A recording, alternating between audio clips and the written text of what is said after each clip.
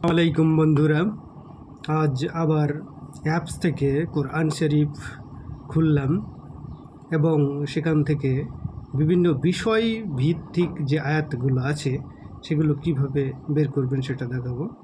কারণ বিষয় ভিত্তিক আয়াতে ক্লিক করলে আল্লাহ, আকিদা, ইবাদত, আখিরা, আদব, শিষ্টাচার, ইতিহাসের ঘটনাবলী এই সমস্ত জিনিসগুলো চলে আসবে সব। তো এখানে আমরা ইবাদতের আমরা বিষয়ে জানবো কি আছে। দেখা যাক।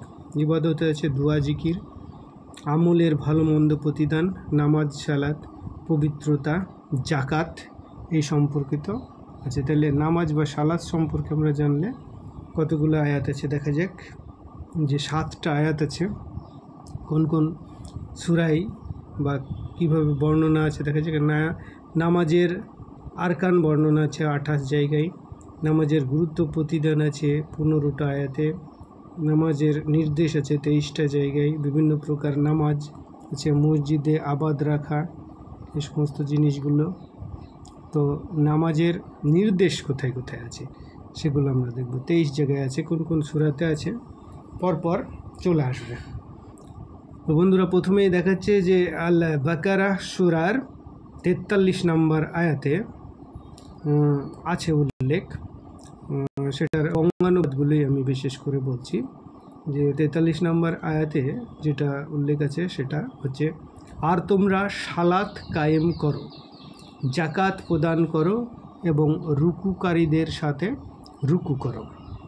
ইংলিশে যার ট্রান্সলেশন হচ্ছে, and establish prayer and give zakat and বাউ উইথ দোজ হু বাউ ওয়ার্শিপ অ্যান্ড ওবিডিয়েন্স।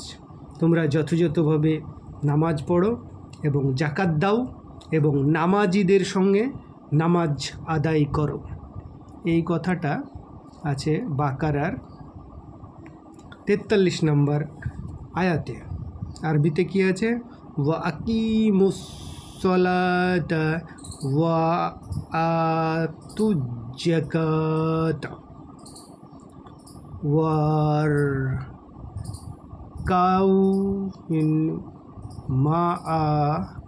মাআল আর রাকাইন ওয়ারকাউ মাআর রাকাইন।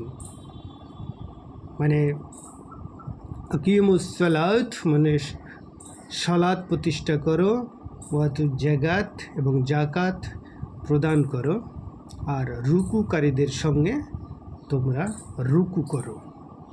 এই লাইনটা আছে 43 নম্বর আয়াতে। তারপরে আল বাকারার 45 নম্বর আয়াতেও নামাজ পড়ার নির্দেশ সম্পর্কে বলা হয়েছে। আর তোমরা ধৈর্য ও সালাতের মাধ্যমে সাহায্য চাও, ধৈর্য আর সালাতের মাধ্যমে সাহায্য চাও, নিশ্চয় তা বিনয়ী ছাড়া অন্যদের উপর কঠিন। ইংলিশেও আছে, and seek help through patience and prayer and indeed it is difficult except for the humbly submission to Allah. তোমরা ধৈর্য ও নামাজের মাধ্যমে সাহায্য প্রার্থনা করো এবং বিনীতগণ ব্যতীত আর সকলের নিকট নিশ্চিতভাবে এটা কঠিন। এবার তারপরে দেখা যাক, ব্যাখ্যা আছে আরও। তারপরে আল বাকারাতে আবার 110 নম্বর আয়াতে আছে, তার বঙ্গানুবাদ যেটা বলছে সেটাই পড়ি, তবে তাড়াতাড়ি হবে। আর তোমরা সালাত কায়েম করো ও জাকাত দাও এবং যে নেক আমল তোমরা নিজেদের জন্য আগে পাঠাবে তা আল্লাহর নিকট পাবে। তোমরা যা করছো নিশ্চয় আল্লাহ তার সম্মুখ দ্রষ্টা। And establish prayer and give zakat and whatever good you put forward for yourselves you will find it with Allah. Indeed, Allah of what you do is seeing. এইভাবে বঙ্গানুবাদ করা হয়েছে। এবং এখানে তার ব্যাখ্যাও আছে। আমি শুধু আয়াতের অর্থগুলো, বাকারার 153 নাম্বার আয়াতে বলেছে যে হে মুমিনগণ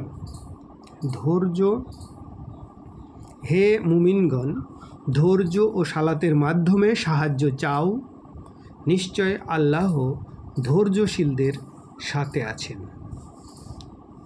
ইন্নাল্লাহা মা'আস সাবিরিন, শেষ লাইনটা। হ্যাঁ, ইয়া আইয়ুহাল্লাযীনা আমানুস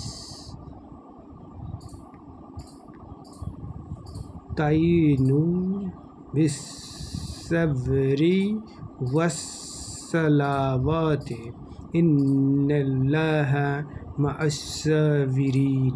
হে মুমিনগণ, ধৈর্য ও সালাতের মাধ্যমে সাহায্য চাও, নিশ্চয় আল্লাহ ধৈর্যশীলদের সঙ্গে আছেন।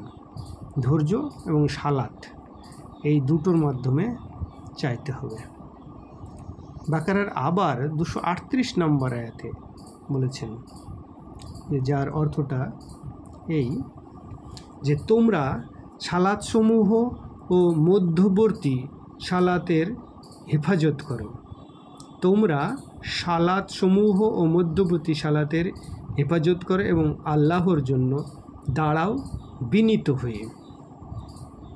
আর এক জায়গায় তার অর্থ করছে লাইনটাই, তোমরা নামাজসমূহের প্রতি যত্নবান হও, বিশেষ করে মধ্যবর্তী আসরের নামাজের প্রতি, আর আল্লাহর সম্মুখে বিনীতভাবে খাড়া হও। এভাবে আর একটা সূরায় বলেছেন, কোথায়? আল আনআম 6 নম্বর সূরার 72 নম্বর আয়াতে আল্লাহ তাআলা বলছেন যে আর আদিষ্ট হয়েছি যে তোমরা সালাত কায়েম করো এবং তার তাকওয়া অবলম্বন করো, আর তিনি যার কাছে তোমাদের সমবেত করা হবে। বাংলায় আরেক জায়গায় বলছে, তোমরা নামাজ কায়েম করো এবং তাকে ভয় করো, আর তারই নিকট তোমাদেরকে সমবেত করা হবে। এভাবে এগুলোরও ব্যাখ্যা আছে, আপনারা এই অ্যাপস খুলে পড়বেন, খুব উপকারী অ্যাপস, খুব আপনাদের ভালো লাগবে।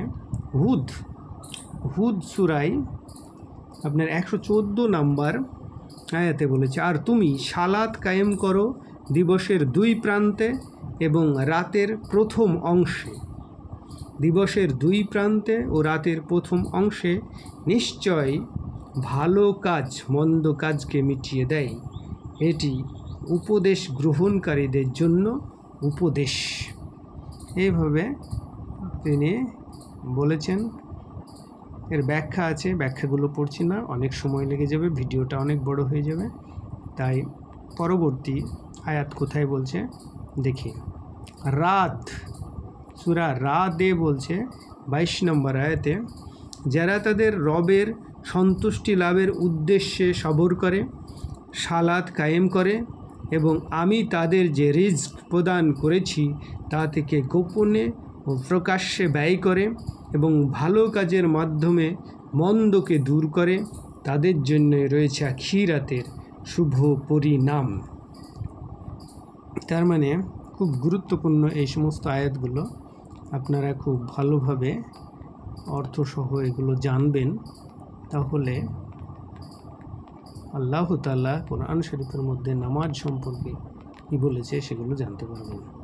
ইব্রাহিম সূরায় 14 নম্বর সূরার 31 নম্বর আয়াতে আল্লাহ বলেছেন, আমার বান্দাদের বলো যারা ঈমান এনেছে তারা যেন সালাত কায়েম করে এবং আমি তাদেরকে যে রিজিক দিয়েছি তা থেকে গোপনে ও প্রকাশ্যে ব্যয় করে, ওই দিন আসার পূর্বে যেদিন কোনো বেচাকেনা থাকবে না এবং থাকবে না বন্ধুত্ব। খুব গুরুত্বপূর্ণ আয়াতগুলো, আপনারা সবাই কোরআন শরীফের নির্দিষ্ট আয়াতগুলোতে গিয়ে দেখে নেবেন। 23 বার এরকম আছে, তো আমি কয়েকটা বলছি, সবগুলো হয়তো পারা যাবে না, কারণ ভিডিওটা আরও অনেক বড় হয়ে যাবে। তার একটা সূরা মারিয়াম 19 নম্বর সূরার 31 নম্বর আয়াতে বলছে, আর যেখানে আমি থাকি না কেন তিনি আমাকে বরকতময় করেছেন এবং যতদিন আমি জীবিত থাকি তিনি আমাকে সালাত ও জাকাত আদায় করতে আদেশ করেছেন। মারিয়ামে বলছে এটা। মারিয়ামের 55 নম্বর আয়াতেও বলছে, আর সে তার পরিবার পরিজনকে সালাত ও জাকাতের নির্দেশ দিত এবং সে ছিল তার রবের সন্তোষ প্রাপ্ত। তাহার 20 নম্বর সূরার 14 নম্বর আয়াতে বলছে, নিশ্চয় আমি আল্লাহ, আমি ছাড়া কোনো ইলাহা নেই, সুতরাং আমার ইবাদত করো এবং আমার শরণার্থে সালাত কায়েম করো। তো বন্ধুরা, এইভাবে আপনি অ্যাপস খুলবেন। অ্যাপসে অনেকগুলো তাহার 20 নম্বর আবার 132 নম্বর আয়াতে বলা হয়েছে এইভাবে পরপর। হজেও বলা আছে, আল হাজে বেশ ব্যাখ্যা করে একটা বড় আয়াত দিয়ে বলা হয়েছে। এইভাবে কিন্তু আমরা কোরআন শরীফ থেকে 5 ওয়াক্ত সালাতের বিবরণ আমরা পাই। যে আয়াতগুলো খুব গুরুত্বপূর্ণ, এগুলো ব্যাখ্যা করে আমাদের মুহাদ্দিসিনরা আগের যে